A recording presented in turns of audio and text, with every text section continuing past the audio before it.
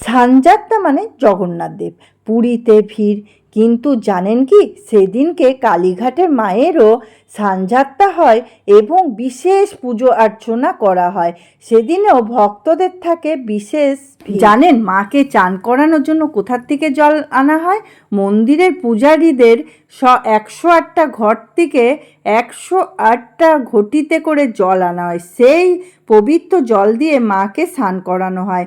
আর মাকে স্নান করানোর একদিনই মাকে গর্ভগৃহ থেকে বার করা হয় এবং গর্ভগৃহে অত্যন্ত গুরুত্বপূর্ণ একটি পূজাও অনুষ্ঠিত হয়।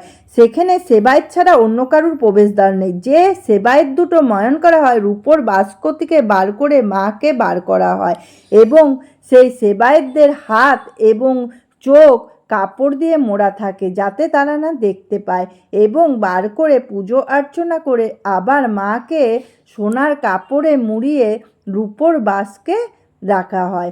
এইভাবে মায়ের সানযাত্রা পালন করা হয়।